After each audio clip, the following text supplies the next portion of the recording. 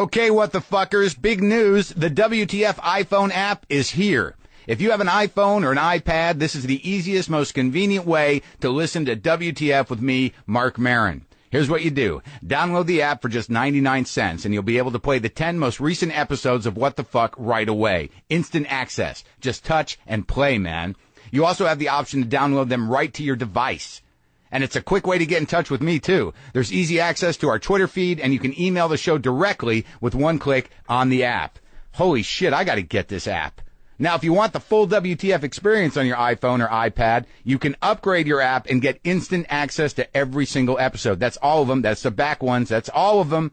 And that's more than 100 episodes of What the Fuck and counting, people.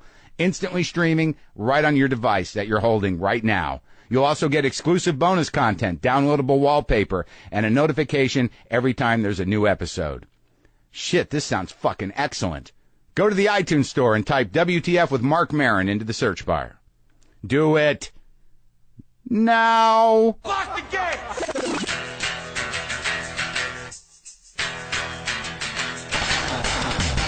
Are we doing this? Really? Wait for it. Are we doing this? Wait for it. How? What the fuck? WTF. And it's also, what the fuck? What's wrong with me? It's time for WTF. What the fuck? With Marc Maron. Okay, let's do this. How are you, what the fuckers, what the fuck buddies, what the fuckineers, what the fucknicks? Where the fuck are you? Seriously, where are you right now? Because I can tell you where I am. I'm in Dallas, Texas.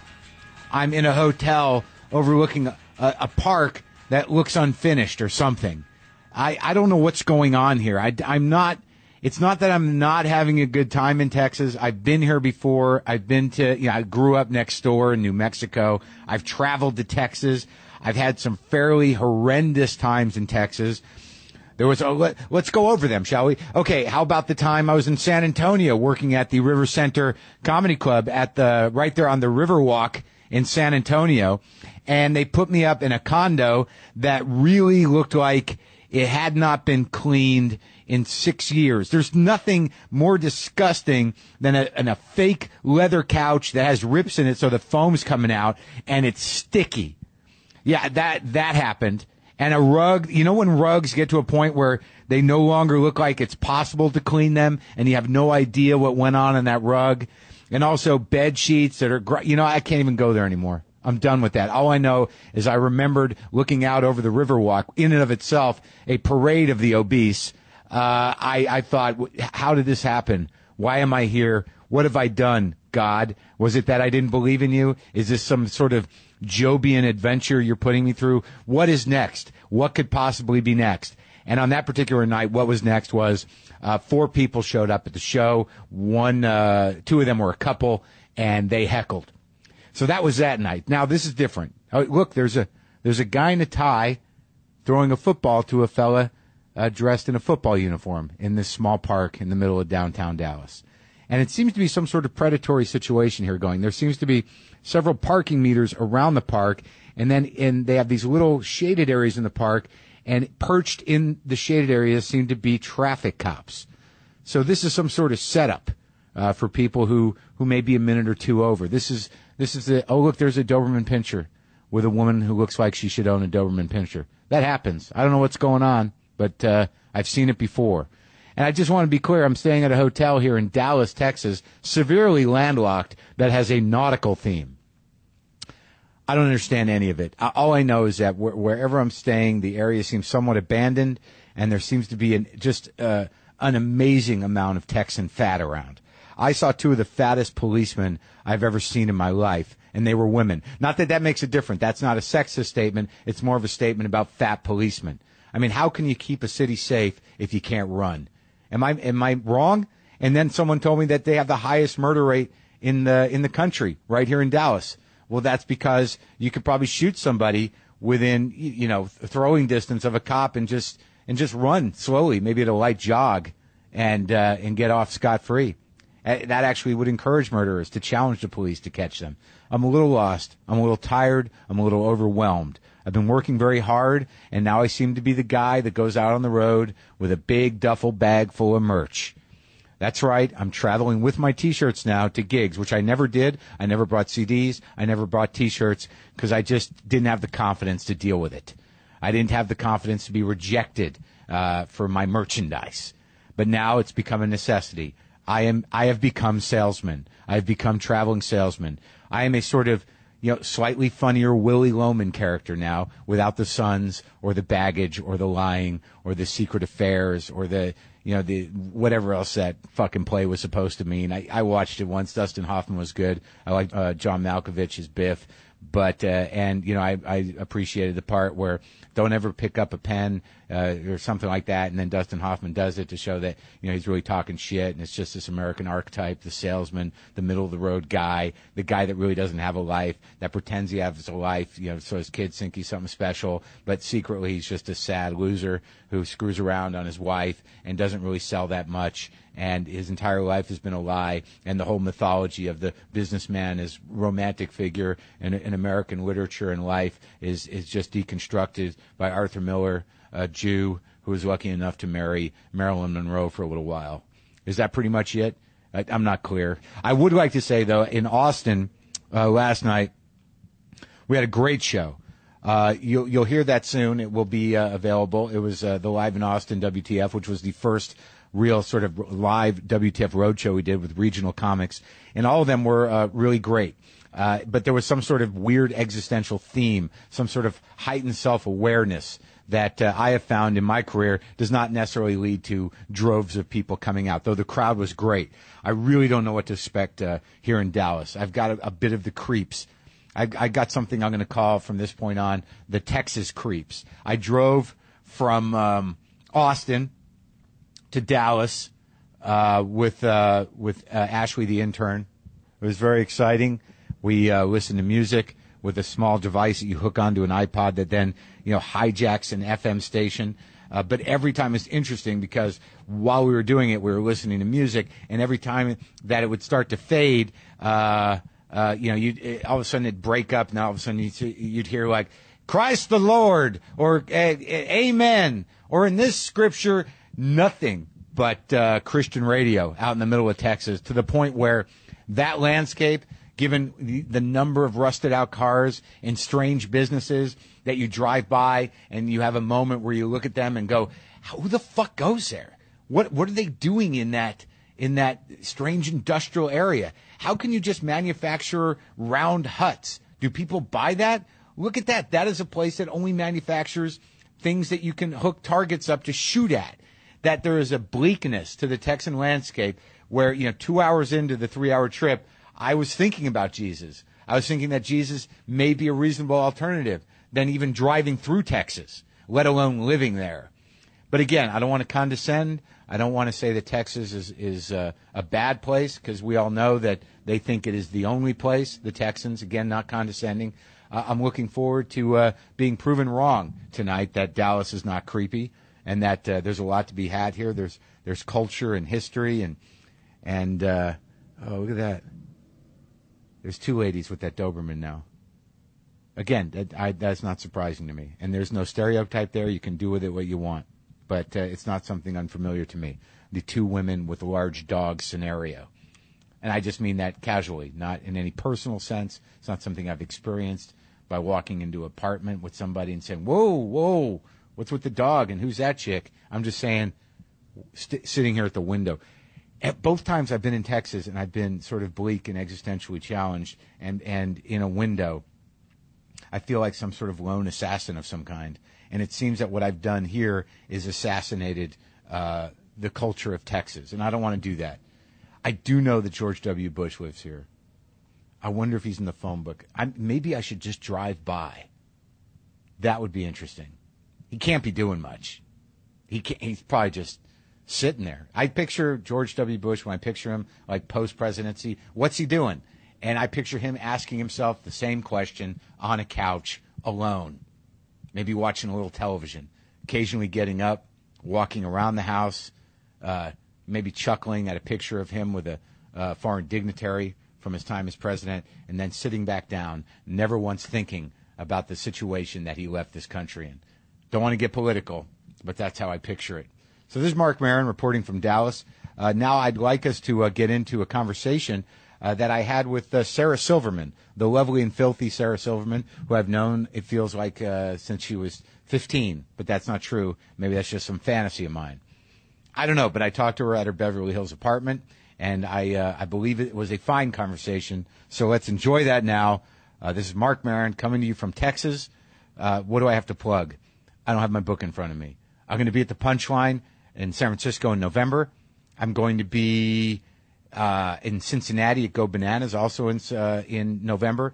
That's the first and second week of November. First week, Cincinnati. Second week, Punchline. And there's probably more to plug, but I haven't got anything on it right now. I'm going to lay down in my captain's bed here in the nautically themed hotel. I don't want to mention the name, even though I'll be gone for 2 days by the time this airs. I just don't want to slander such a lovely... Oh, look, there's pineapples. There's pineapples on the comforter. Okie doke. Enjoy Sarah Silverman.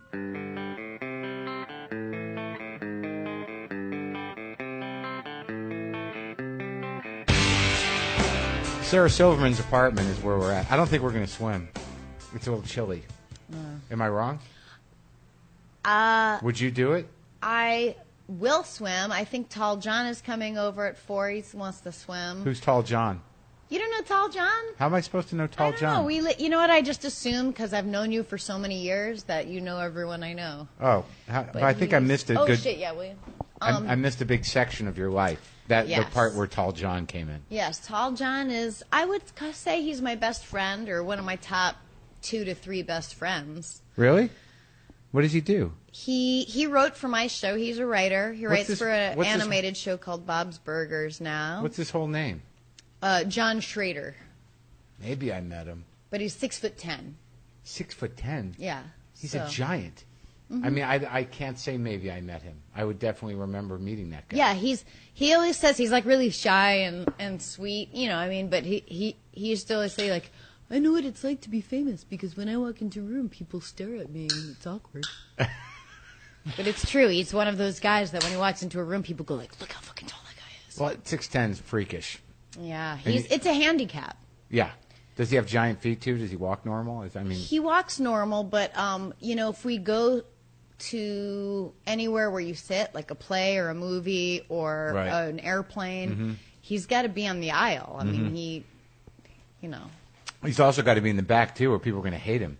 And he never, like, any show he goes that's like standing room, like he just goes to the way back because he's so polite, you know. Like that's so sad. Yeah. That a guy... And he also says, you know, like, tall people die early, they don't live long.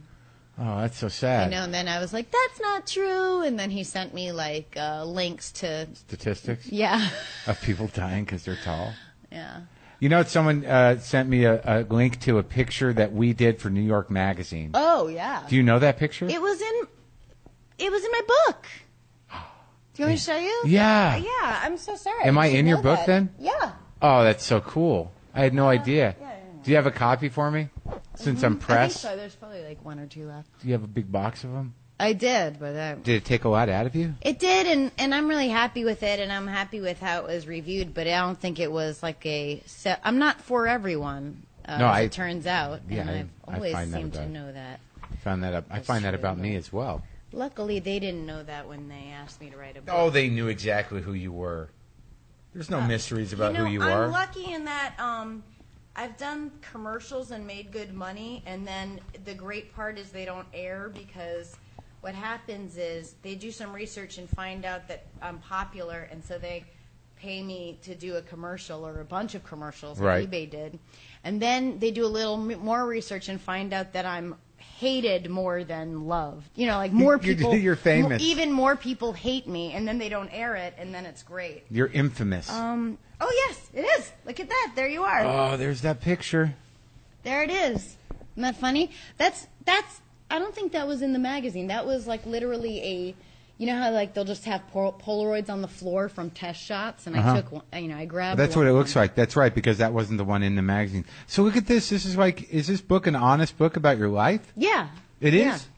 Because Mark Cohen's in it. Yep, there's Mark Cohen. There's the tampons that were on our wall in our early apartment. When you lived with Mark Cohen? No, I lived with Beth Tapper. Oh. Who's the one roommate that everyone liked? The Princess Leia obsessed roommate? Oh, Allison. Yeah. Is she in the book? Shit. I don't You think forgot she to is. put her in there? I just don't think there's a picture of her. Oh, But I there's don't your know. dad. I met your dad. Yeah. I met him. There's a lot of pictures of my dad. Yeah, you know what's funny? There's a whole chapter of Did his you ever voicemails. notice about how much your dad looks like several of your boyfriends? Yeah, that's been pointed out to me, yeah. But you didn't write about that? No, because I don't think that's unique. I think that's but Really? he looks Alec, my current and final possibly boyfriend, says Ooh, are we breaking news? Are you engaged? No, Come on. no, I'm not gonna All get right. married. But he thinks that my dad looks like Sam Waterston, which I love the idea of that. Your dad looks a little like Sam Waterston. Your dad also looks like Mark Cohen and Dave Attell. When my dad was young, he Yeah. looked just like when Attell? Dave Attell was young. Do you remember this roommate? Of course I remember her. She was stunning. Yeah. Yeah, I didn't have sex with either of your roommates or you. No, which is crazy. It's back ridiculous. Then, 'cause you rampaged. Well, I mean, I rampaged a little bit, but how did we not have sex? As have I did asked you that? As did I. I know. I mean, can we go over that? How did I not make the list? Because Your I'm not list. into. I love you, but like for some, I'm not attracted, which most women are. No. To the kind of deep tortured thing. Oh, you're not. Well, I guess you could have called to tell that, and I mean, not that. I mean, I guess I am. If you look at everyone I've ever dated. But can we just don't talk know. about it now? Because I want to, like, do you believe that because you slept with so many clowns that it made you funnier? Did you learn from all the comics you dated? Anything? I think I learned from all the comics and people I was surrounded by, just like we all did. Did you learn from all the waitresses you fucked? I didn't fuck that many waitresses, but I learned something from all of the of women I had sex with. I just want to go because I'm hung up on this idea because I married a comedian, all right, and I'm no longer married to her, and I'm not hung up on that. I don't want to talk about that. But another comedian. Wait, but you just brought it up, right? I didn't bring it up. No, and no, you're no. saying you don't No, want to talk about it. I'm building up to something Okay, here. sorry. Like somebody had said to her, a comedian who I don't need to. I can mention names. Felicia Michaels, who was married to I my. remember her, yeah. Sure, she was married to my. Used to be married to my old manager. Becky. Right. Is she a photographer now? Or She's a something? photographer, Yeah, but yeah. she's also starting to do some stand-up. But she said to my wife before we got married about me, about being a comic and dating another comic. She told my wife to fuck me until she got funny. Like there was some. What? Yeah, she said, "Well, fuck him till you're funny. Fuck him till you get funny." Basically, her idea was that you just fuck the comedian until you get funny. Well, Now, that's ugly. it's ridiculous. That's right? a bummer. I don't know. Do you think that if she was sitting here, she would say, "Yeah, I said that," or do you think that she had a different perspective on what she said? Well, I think it was sort of a lighthearted comment, but being that we're all. You know what's interesting about that? What? And I saw her, in a very midpoint in her career, your ex-wife, but I know that she would open for you a lot. Yeah. And this is nothing against her, but boy, she was such a little you. Like, how there's a bunch of little Attells out Yeah, there, yeah. and there's a bunch of little Marc Marons. There's a Couple. bunch of, Yeah. but she was, definitely a little Marc Maron, and that's such a. It's something maybe you can't help in the beginning when you're first figuring out who you are, but geez, Yeah, well, you got to avoid that stuff. Yeah, well, I think she quit altogether. But you had relationships that were long going with Colin Quinn, David Tell, Mark No, Cohen. Colin was like 3 months when I was 19, and we've been friends for the past 20 years since. Okay, and then Dave was real. Dave was that was like 5 years on and off of a very tumultuous sea of And love. you were young. Mm-hmm. And then Mark Cohen was for a couple of years. 1 year. And now here's the thing. And Now- he's also, I've been friends with him for almost 20 years. yeah, he's sweet. Are you and Attell still okay? We are okay now. See, I have There's a a long theory. time where he would not talk to me. I Like have way too many years where it was like, really? But that's his thing, and it was hard. For a long time, his was the name that if someone said it gave me that knot in my stomach. Sadness? Yeah, but because I adore him, But things are. I mean, I don't see him, and Sure. But when I do, he gives me a hug. It's nice to see him, and we've had occasional emails back and forth. So it's nice. Yeah. I interviewed him. I talked to him for about an hour and 15 minutes, and I really think that might be the longest anyone has ever talked to him. He doesn't talk to, he's not a big talker. I just wish I hope he finds happiness because he deserves that. Do you think he's looking for it? No. No, well, that's all it takes. Is to look for it? Yeah. But here's my theory. To want it. Here's my theory, and I'm going to tell it to you because I've had this theory a long time, and I've said it out loud. That I think that, when you guys dated, when you left or when you broke up or however it went down. We were both terrible at being boyfriends and girlfriends. Okay, but he was heartbroken, and I believe that it defined. No, I think this is a benefit. I believe that heartbreak in his life is what defined him as a comic. That after that, despite the fact that there was unhappiness, that's where he really took off. Well, you're welcome, Dave. That's my theory. God forbid that's true. Oh, you don't think so? Well, I don't think that's the deepest truth, but I think that he might see it that way and, earnestly. But I think if he were to, he was a great comic when I met him. Yeah, he was. Yeah. But he didn't smoke and he barely drank. Right. But now I hear he's he's sober. He's real, and he certainly isn't any less funny for it. No, he's a great guy, and I wasn't trying to bring up something that's weird. It's just this theory I had that that when the shit hit the fan emotionally, that really turned him into this kind of. Well. What do we have here? A girl making a guy funny. Yeah, exactly. That's good, right? But it's all bullshit. It is. It's bullshit. All right. I don't know. Who knows? It was a lifetime ago. I can't. Isn't that weird, though? Take it is a lifetime responsibility ago. for the person I was. I remember, but when you were 19, though, I remember the way that you told jokes and the way that your style. I mean, you've become a much better joke writer and you're much funnier, but you were still who you were. Don't you ever listen to yourself at that age and go like, "I'm pretty true to myself"? I saw a really early evening at the Improv or something, and to me it was like, oh God, But there were some things that I still have now that I was surprised, just mannerism-wise or whatever. But it was a little kind of like cutesy-wootsy thing too. Yeah, you're not like that at all anymore. You're not cute at all. I mean, I feel like I am turning 40 this year, but I mean that's not possible because what 40-year-old would wear jeans with faux suspender? Those aren't even real suspenders? Non-operational suspenders hanging. They don't go up over your thing? No, I guess they do go up over my thing. I'd like the listeners to know that James, the assistant, is still here. No. Why, do you want him to leave? No, I'm fine with it. I just want anything you have to say to me, you can say to James. That's what I was wondering. I was wondering is he there to go, Miss Silverman's not going to answer that question. James is my assistant, and it's crazy that I have an assistant, but he was my assistant when I actually had a busy, crazy life that Comedy Central paid for him to be my assistant, and he had lots of things to do, and we had long days, and there was a lot of work to be done.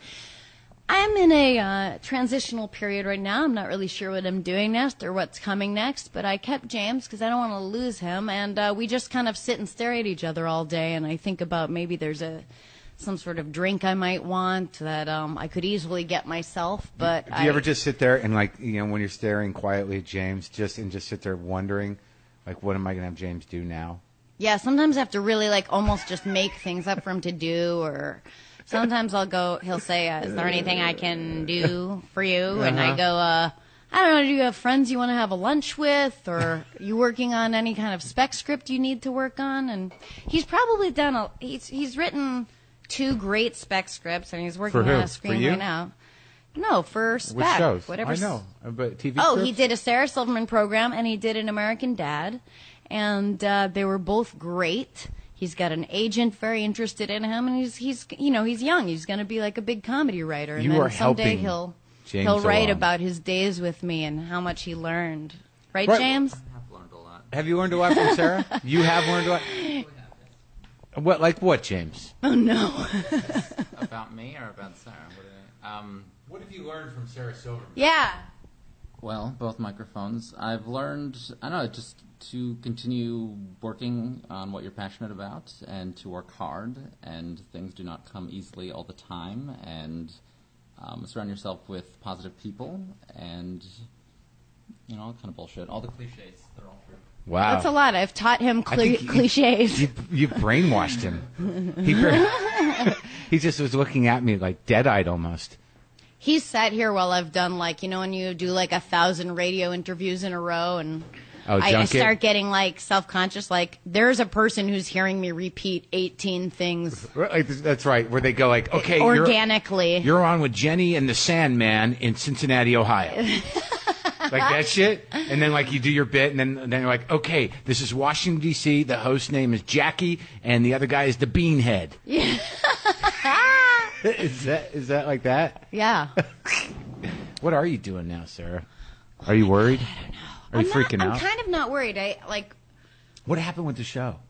It got canceled. That's it? Was there a fight? Was there a reason? Did they tell you? Because a lot of times they don't tell you, and they're like, "Oh yeah, we canceled your show." Well, there were 14 months between 10 episode seasons, and we had no momentum. They really are. And when I say retarded, this is not to be offensive to the mentally challenged, but literally what the word retarded means. Yeah. The people who were running Comedy Central were that. Mm-hmm. And I'm not saying I'm a perfect person, but it just seems like there are obvious moves they could have done business-wise that could have helped. And the second, they literally, after the first episode aired and didn't do well in the ratings, this last third season, they took off all the reruns. So, my TiVo only TiVo'd reruns because I was TiVoing something else when my show was on. And all of a sudden I'd go to watch it or show it to my beau, and it would be like a stand-up special or Stephen Colbert, or right. They replaced the reruns right away, when certainly they should realize that people watch the reruns first, so people are watching it on all different airings. So they were trying to just erase you from the network completely? I have no idea. They told me that subsequently. They're like, well, we took off all the reruns, real fast. And I was just like, oh, that's a great move. Why would they do that? Because they didn't want to risk having people say, where's Sarah? When's she coming back? Why the fuck would they take reruns off? That's like revisionism. Sarah Silverman show never existed here. I have no idea. And it's the kind of thing when you have or in movies or in real life, a guy, a kid who has a terrible, not a good relationship with his father, a strained relationship with his father, and then somebody who works with his father says, "Oh, your dad is so proud of you," and the kid's like, "What?" Things would get back to me about them talking about the show or bragging the show in meetings where I'm going "Are you kidding?" From our perspective, we were such an unwanted stepchild on that show. It was bizarre that they after they valued us in any way. No, all throughout. And even now they say that about your show? They had no control over what I don't know about canceled? now. But it was funny when they called to cancel. I knew we were canceled. It wasn't a surprise at all. And, as people, I like them, individual people. But as a faceless corporation, they're garbage. But the individual people that run that faceless corporation is garbage Gary are okay. and Kent called me, and I was just laughing because it had been months, and I knew. But how did they say it? How did they say it? These are people we're we've calling known to forever. say you're not picked. I go, okay, and they said, but we hope that you would consider, working with us again in the future. And I said, I can't imagine that ever happening. Did you say that? Yeah, I was just laughing. Why would I do that? Am I crazy? Yeah. Do I not learn from experience? That said, it was a fucking awesome experience. Yeah, it was a great show. People liked it. I got to make a show with all my favorite people and my closest friends, So it was a blast, but the business side of it is just a bummer, And the book is Bedwetter. The Bedwetter. The Bedwetter. Were you at Bedwetter? Yeah. That's what it's really about? Yeah, I was a bedwetter till I was 16. Holy shit. Yeah. And that's right after you stopped peeing in your bed, you started doing comedy? Yes. Literally the year, you're like, I guess it's time to start comedy now. Yeah, the first time I did it, I was 17, yeah. I remember that. You lived in a building kind of like this at NYU. Oh, 300 Mercer. Jeff Ross lived in it. I just like when I drove up here. I'm like when I'm driving here because I've never been here before. I'm like, she living in one of those groovy Hollywood kind of apartment buildings, and I drive up. I'm like, oh my god, it's like her NYU apartment. I know. I moved here because it felt New Yorky, even though in New York I never had the opportunity to live in like a big fancy high rise like this. I lived in a 5-floor walk up. Right. But that was when you were a student though. That place, right? No, that place. No, I only went to school 1 year. Oh. And you But I was college age, and my friends were still at school, so I felt like I was still there. Yeah, but I remember that apartment. You went to BU with my sister Susie. Right. I did go to BU with your sister Susie, and then Susie became a rabbi. Mm-hmm. And then your other sister Laura is a comedian, kind of. Yeah, she's an actress, comic actress. How does fucking Susie a rabbi? It's not that different. I mean, I guess it is. Like, I don't even know if she close? believes. Yeah, she was just visiting. I love her. She's amazing. It's weird because I don't think of her as super religious. I'm, of course, have no religion, but she doesn't like talk about God or anything. You know, she's more into like the ritual of it all. Does she have like 9 kids? She has 5 kids. That's fucking unbelievable. Yeah. But they're not Orthodox, or are they? No, they're not Orthodox. They just like having kids. They're just She's always. Even when she was little, I remember she always wanted 5 kids. Really? But we only have girls in our family, so she had 3 girls and adopted 2 boys. It's the only way you can get boys. And her husband was a campus radical, as I recall. Yeah. Joseph, was that his name? Yosef Abramowitz? Yeah. Oh my God, he was like Noam Chomsky when I was in college. He was a guy like Divest Now, and like hunger strikes and stuff. I don't remember, but he was notorious. He's total. Is he still like that? Yeah. Really? Yeah. Oh, that's good. But he's doing this really cool project they're doing in Israel, where Are they in Israel? Yeah. Oh my God. They're Jewing it up major. Like, are they like in a settlement kind of thing? They were in a kibbutz for like 2.5 years, and now they're in Jerusalem. I still have never been to Israel. When are you going to go to Israel? I don't know. That's a documentary, I Sarah. want to go, but I just I'd rather not. I'd rather watch Law and Order at home. I know. I went to Israel once. I don't think I'd ever go back. Really? Yeah. People say, "Oh, it's so great. It's so safe. It's so safe." They just want you to go. It's like people who get married and have kids and go, "You have to get married and have kids," because they don't want to be alone in it. And killed by Palestinians. Well, Susie made fun of me because I was just like, I don't want to be blown up. I don't want to be in a cafe that explodes. And she's like, that's just all you hear. Right. And then she would like call me and go, I heard what happened at Virginia Tech. Are you okay? You know. Oh, really? Yeah. It is a good point, but at the same time, Israel's the size of Delaware, so it's not Virginia exactly. Tech. Yeah. No, I get that. They want Jews who like to go to Israel and believe in the idea of Israel and returning to Israel, like for other Jews to go there. Yeah. And they think that we're going to go there and go, oh my God, why did I wait so long? I'm moving here. It is kind of interesting to see how the kids are growing up there because, they Hebrew's like their first language and Isn't that amazing? They're, super savvy and like you can be so independent there. You know, it isn't like local news, terror everywhere. It's just like kids just like kind of go out like when we were kids and come home play later, and they're all really, the 15-year-old just, has like, oh my God, she's got 15-year-old? She has a 17-year-old and a 15-year-old. Those are the 2 oldest girls, and the 15-year-old just got kicked out of camp for dealing pot and got a tattoo of a heart on her boob. Really? Yeah. This is the rabbi's daughter. Isn't that always the story? It sure is. Are you going to have kids? Do you want to? Maybe adopt someday. But I want it to be like when it's all I want, I'm crazy about kids. I love them. But like, I love my life. I love being totally free and whimsical. And I don't think you could do that necessarily with kids. No, because that's what kids usually do. But, I figure I'll wait until I'm like really young grandma age. Like 60?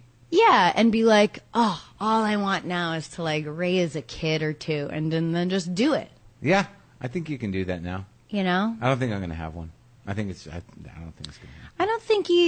I think a lot of people have like a weird feeling of guilt over not wanting kids, and it's just it's a silly, weird social pressure that's bizarre. That's the weird thing. I don't ever think like, oh my God, I need them. Where are they? How come I don't have them? I fucked up my life. Every once in a while, I'll think when I see another one, as me being a kid. When I see a kid, and now as I'm older and I don't feel threatened by them because of their need for attention, I find that I interact with them, and it's fun, and I like it for a few minutes. But I usually leave the interaction not going, God, I need one of those. But yeah, I love kids so much. I love playing with them. I love spending time with them. But I'll tell you, after a good half hour, I'm ready to do my own thing. So I'm waiting for that to not be the case anymore before I have a kid. I'm not want to do. That's not a hasty thing. I think a lot of people go into that and they're real hasty about it. They have kids because they're trying to keep a man, or they're trying to fix a marriage, or they're like for all the wrong reasons, or they turned 30, or they turned 39, or they, it's just like, or they just think they're supposed to. There's plenty of kids out there. Enough, there's enough. Nobody needs you to have Stop having kids. them. Yeah, there's you enough. have a kid if that's all you can do. We're all filled up. It's crazy because people want to have their own kids, and yet those same people go, don't buy dogs from a breeder, don't buy dogs from a pet store, get them from the shelter. Well, I agree with that, but that you get kids from a shelter. Yeah. There's way more kids at the shelter than dogs. Sure, yeah, and you can just go down to the shelter and walk around and pick one and bring it home in a little box. Yeah, any color, any shape, Yeah. any kind of disability or non-disability. One with 3 limbs. Yeah. Some people get dogs with 3 limbs, and they're very proud of it. Yeah, or one eye. Yeah, 1 eye. Yeah, there's kids like that are humans. You can get them. What's the next big plan? Are you doing a movie? Are you talking to networks? Yeah, I'm listening. I'm first of all excited that like anyone wants to do. I didn't know if there was anyone, if I'm still vital to others or whatever. But right. A commodity. A marketable yeah, exactly. thing. Yeah. But I guess some people have shown interest and stuff, but I just don't know what I want to do, and I kind of don't want to do anything unless in my heart, I know it's awesome. I'm not saying I'm afraid to take a risk, but I don't want to do anything I'm wishy-washy about. I just want to do it if I love it. In the meantime, I'm going to work on my stand-up. I just did a movie that I think is going to be really good, although probably no one will see it, but like a small, cool movie. And I have no idea what's going to be next. I don't know. I'm dreaming. I'm just sitting at home and dreaming and not feeling shitty about not knowing what's next, but realizing instead, and get ready because I learned this in therapy, that we're just looking through a pinhole and we don't know what the fuck's coming up next. So instead of going, oh my God, what if I never, have another show? What if I do, what if? You don't have to predict what's going to happen. What's going to happen will unfold. The future's going to happen whether you predict it or not. In the meantime, why don't you sit there and realize that everything that's happened to you so far, you have not been able to predict. So just know that whatever's coming is not anything you're going to know right now. If you go, oh, there's nothing out there, there's no opportunities for me, that's how it's always been. You know what I mean? We're looking through a pinhole and we don't know what's right. out and there. Also, you got to stay open. Yeah, stay open. That's a good one too. Right, you got to stay open for you got to be available for the next good thing to happen. Yeah, so I'm not just sitting here waiting, but I'm sitting here and just kind of dreaming. Yeah. In the meantime, I can work on my act, which I'm like totally starting over with. And you're not sitting here going, I'm fucked. No, I mean the lucky thing for me is I feel like I have whatever's going to happen in my hands. I mean, that's always been used to be kind of my complaint. Like, nobody's looking for me to be in something, but I kind of like doing my own thing, and I always have a video camera on my couch to take to if I want to. That's the great thing about media right now. Yeah, but do you think that now, as you write your new act, are you going to do another one-person show? Or I don't know. You don't know? You know what? Smart comics. Yeah. Like, let's say our friend Louis C.K. say, I'm taping a special in 8 months, so I have to write a whole new act in 8 months. Right. Or for him, 3 months. I don't know. Nothing. It's nothing Right. to him. He's so prolific. And I work really slow. I'm not prolific.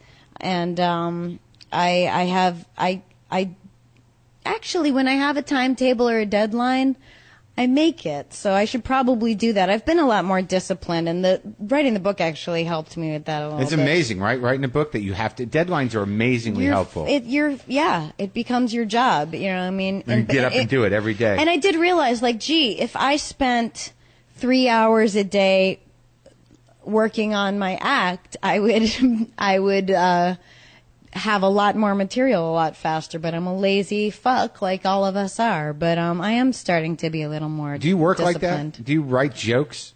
No, but I'm starting to. You know, like, you know what I did is, like, whenever I have like a show at Largo or show at UCB or something, I'll go, all right, I'm going to take today and I'm going to go to some hotel lobby and sit with a legal pad or my laptop, and because I'm around people, I'm going to have to look like I'm working, and it forces me to get something done, and that night I'm always happy I did. Yeah, I find that, like, you know, it was weird. I did an interview with Judd Apatow, and he brought some of those recordings of him interviewing comics when he was 16 years old. Oh. They're great. It's up now. You can listen to it. And he had one of Shanling. And Shanling was talking about his process. You know, little 16-year-old Judd was asking Shanling about writing jokes. And Shanling basically said that, you know, here's some joke I'm working on now. And he told a joke. And then he started talking about how a lot of times a joke could evolve over a year's period of time. And me as a grown-up, now I was like, that was so good to hear. Because I have jokes that I know that the setup is there and I know that the first beat is there, but they might not become full jokes for another year.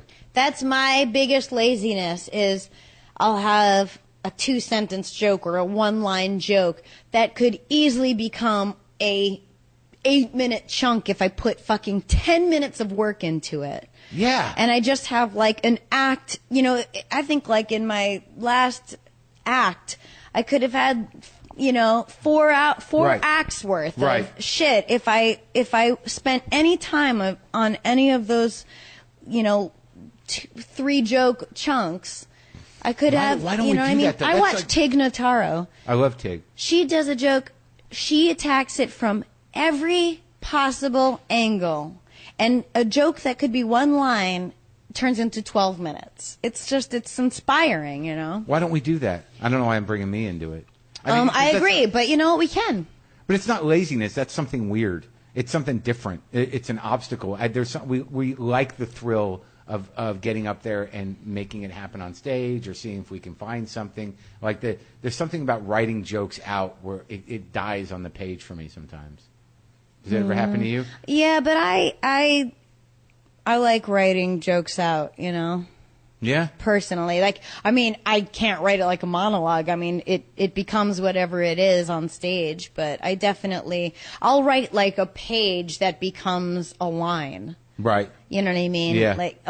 Before it gets boiled down, I'll write the long version and then I'll do the short version. Yeah. Which is like did you find when you're writing your book, it's like the opposite. Like when I started writing, everything was condensed because we're so used to boiling everything down to the nut, and you have to kind of learn to unlearn that and flesh things out. Yeah, it was a little frightening writing a book because I was like intimidated. Like, I don't think I'm a book writer, so I got very self-conscious about it. Right, you start writing the way you think writers write, and you try to sound smart, and then you go, who is this person? Yeah. Did you, when they sent back your edited galley with like the marks on it, were you like, I'm a fucking retard? Like, No. mine was so full of red marks. Like, I didn't know basic grammar stuff. Like, I felt like a moron. Well, personally, grammar has been pummeled into my brain by my mother, so that wasn't that. But I would send it to my editor, and he'd send it back in the revision mode, and like we did it like that. So when I got the galley, it wasn't. Yeah, this was like a edited proof or something. I found mistakes, and maybe it's because I'm so anal, but I'm just. This is not going to be popular with the people at HarperCollins, but like, you know, when you write a book, you go, oh, book people, they're so hoity-toity. New York literati, people with walls of books and ladders. Right. And they're buffoons, just like in Hollywood. They're fucking buffoons. People just moving product. Those days are over. The age of integrity and Norman Mailer and the New York literati, gone. Yeah. Well, it kind of lives in some podcasts and some websites and some McSweeney and stuff. Yeah. Your mom was a teacher? No, she just was like, she was like Diane Chambers, you know, she says like when and where, and I remember one time Jimmy had Kelsey Grammer on his show, and my mother's like, oh, I'd love to meet Kelsey Grammer. We both are so passionate about diction. And I'm like, he's not Frasier, Mom. Oh, my God. Well, How's she doing? People think she's doing great. She in New Hampshire still? Yep. That same house? Mm-hmm. Wow. 2 minutes from my dad and my stepmother. And she's doing okay, too? Who? Your stepmom? Yeah. She sends my dad over to my mom's house to get his toenails clipped. Your mom clips your dad's toenails? Yeah. Huh. Yeah. That's very interesting. It's sweet. My So mom everybody is, gets along? sickly, and she was in the hospital for like 3 weeks, and my stepmother visited her every day. So were they always friends? Yes, no, but when I left the house, I was the last one to leave, and something happened, and my dad actually blames it on this, like Yeah. they didn't like each other really. Yeah. And then my dad said, I want to drive you to college when you go. And I said, well, Mom wants to take me. Why don't you both take me? And he was like, no, you have to decide. And I go, fuck you. You decide. I'm not going to decide between my mother and my father. You're being ridiculous. Like the first time and he said it like jolted him into reality. And like they've been friends, and now they're like, they've become like, they're like brother and sister. They're like army buddies. Huh. You know, like they went through hell together a lifetime ago, and they just love each other so much. That's amazing to me, that your parents are friends. It's really sweet. And your stepmom's friends with your mom. Oh, it's so sweet. It's fucking great. You never hear those stories. My mom got really sick and she has this really rare disease, and this happened in like 93, 94. And my stepmother, who's terrified of needles and very like can't look at the sight of blood, is her blood type, and she had had her blood transfusion for my mom and gave for my mom. Yeah. Oh my God! And that was before they were friends. Like, well, they were friends, and they Right. weren't enemies, but they weren't, It's interesting. And now they love each other. Oh my God, that's so touching. Yeah. And they now how? Oh, are- my mom is so sweet. When I was just home in Yeah. July, we all go home in July. Yeah. And we were, All the kids. yeah. Susie with her kids and Laura. Yeah. Laura actually came a different time with her boyfriend like a couple weeks later, and they get scattered, but we Yeah. all go home when Susie's in the States with the family. Right. And we were all at my mom's outside on her porch, Yeah. and my mom's new neighbors were over, and she was introducing them to my dad and my stepmother, and she said, this is Donald, my ex-husband, and this is Janice, his beautiful and incredibly patient wife. It was just so cute. And what happened to your mom's dude? He died 2 Oh, years ago. Sorry. Yeah, it was I remember really that sad. guy. I for some reason the trip I took with you to New Hampshire, I still remember it. I remember them, but I remember your mom. I remember him because he had a beard, and he's really thin, and he didn't talk much. Us and my mom have never seen his face. And she Really? just found an old high school picture of him, and we were like, oh my God, that's what his face looks like. What was his name? Jim? Or John O'Hara. That's so wild. He's just the kindest, goodest man that ever existed. He's a sweet guy. Oh my God. As a matter of fact, my niece, Aliza, at his memorial service said the cutest thing, because she's like a total comic book girl, you know? And she said, when I sat down to write something to say to about Grandpa Johnny, I felt like Lois Lane writing Why the World Needs Superman. Oh my God. Isn't that the Okay. fucking sweetest thing you've I'm ever gonna start heard? crying. I know. And then this guy got up and started talking, because it was Yeah. in the paper, whatever, local paper. Yeah. And he's like, I've known John for 40 years, and I used to see him every 3 weeks, and blah, blah, blah. And people are going like, who the fuck is this guy? Nobody knows who this is. Yeah. It was his barber. That's The sweet. guy who trimmed his beard and his hair. No one knew who he was. We're like, who the fuck is this guy? Was he having a gay affair? That's hilarious. Now, how do they all respond to? How does your mom respond to your act? I know it's probably a hacky question, but Well, you got to figure with all the Hitlers and rapies and everything. Does that? she every once in appreciate a while it? she'll say, Sarah, I just don't like it. I have a very visual mind. Or she actually doesn't really like anything about her, which is hard because, there's so much I'd love to say about my mom. And it's funny, and I think maybe she's seen a Oh, You want to take it? No. Oh. Now that she's seen that my dad is like a celebrity now from my book and my act and my TV appearances, like I'm hoping that she'll soften to the thought of me talking about her because, they're characters. Do you It's talk fun to be about able them? Are you really honest about them in your act? Yeah. I like to be, but I don't want to, I don't want to feelings. upset her or anything. But even though the stuff I want to say about her is stuff that people would find adorable, and great, she doesn't like the feeling of like maybe she's being made fun of or something, and I don't want her to feel bad. I want her to love it. My dad eats it up. Well, dads will eat it up, even if you're talking badly. He about doesn't them. care. He's not. I don't think he could repeat a single joke of mine to anyone because when he comes to see me, he's not watching me. He's looking and he's marveling at the fact that strangers are laughing at his daughter. Like he'll never get over that. The first time he came to see me at Boston Comedy Club, by the time I got on, it was like 12:30 in the morning. Right.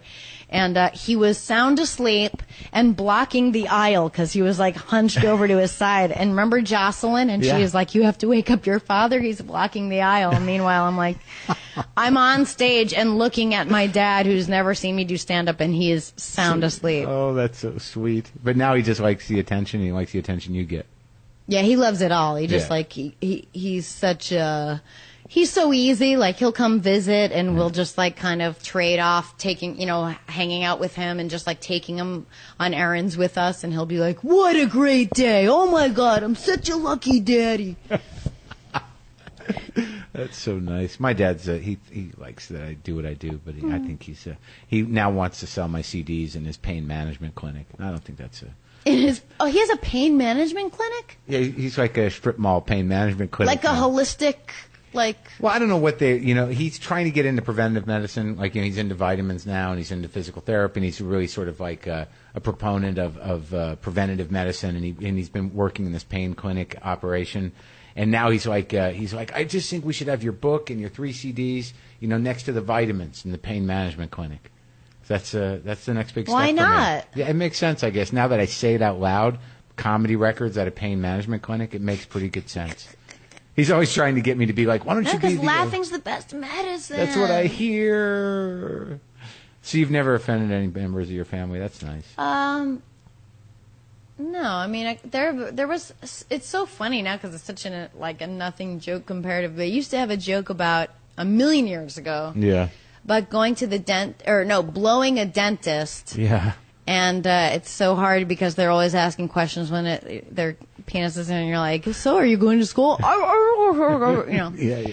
And she was like, I have a very visual mind. Please, I don't do that. And I don't know why, but I dropped it because she didn't like it. And would you ever do something on stage that's more like the book? In the sense of something that was really sort of specifically autobiographical? Or on the book tour, I did some readings, but I tended to do stuff that got laughs. So like a lot of the chapters aren't like that, but so instead I did the thing, I didn't write it all, but I just transcribed a bunch of my dad's voicemail messages. So I read them like with his accent, and it gets a lot of laughs because they're nuts. It's amazing. Like sometimes I'll read my mom's emails on stage, and they're just great. It's is just that amazing. Fair? I guess it's fair game. We didn't write it, but they created us, so we're entitled. Yeah. And it's funny. Yeah, but I mean, it's hard to perform live and do something that you can't measure with laughs, I know. Yeah, because it's hard to justify it to yourself other than failure. Right? Remember when we had a band? Did we? We didn't have a name, but it was like me, you, Todd, and Louie. Oh, yeah. For like a day? Yeah. It was for one day, and we were like, yeah, we have a band. Yeah. How's Todd? Have you talked to Todd? Yeah, he's great. He just did a movie with where all his scenes were with Sigourney Weaver. Oh, really? Yeah, and he's like a vampire. He's got like full prosthetic face and everything, but really? He completely looks like he sent me a picture of it. Oh my God, I'm gonna have to interview him in New York. Yeah, he's doing great. He got a new place for the. I mean, we used to live in the same building, and he lived in that building for like 19 years. He's not on 2nd Avenue anymore?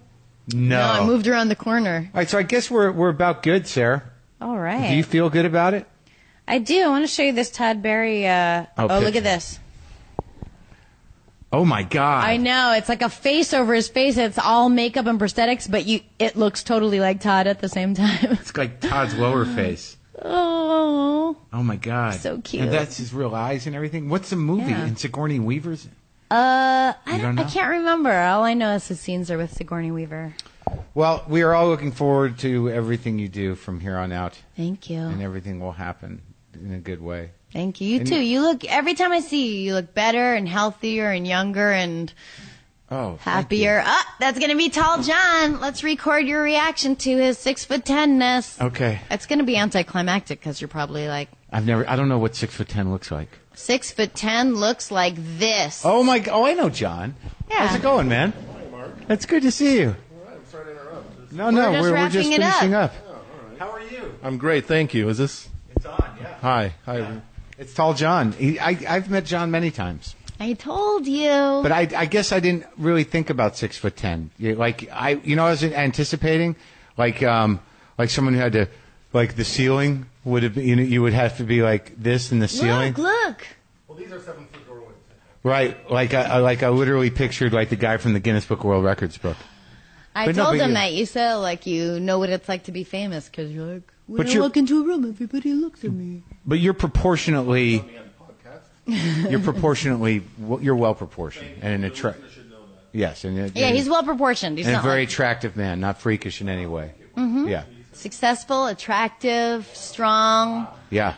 and good. He's a good man. Are we doing like are we soliciting? Do you need a? If you woman? are a woman with any kind of tattoos, with maybe a black dyed hair with a red lip, or Yeah. a blonde thing, so any kind of suicide-looking girl that's who he. who is a woman of substance, who's not defined by her tattoos, but hell, she's got a sleeve. So that's what you're looking for.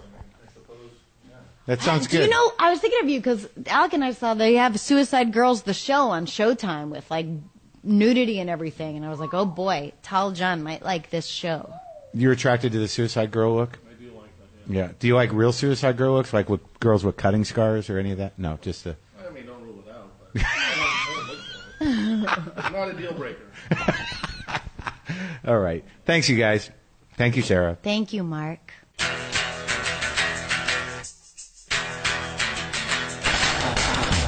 All right, that's it. I hope you enjoyed that. This is Marc Maron. This has been WTF. I'm so glad you enjoy the show. Please go to WTFpod.com. Get on the mailing list. Donate a little money because I want to keep doing this for free for you.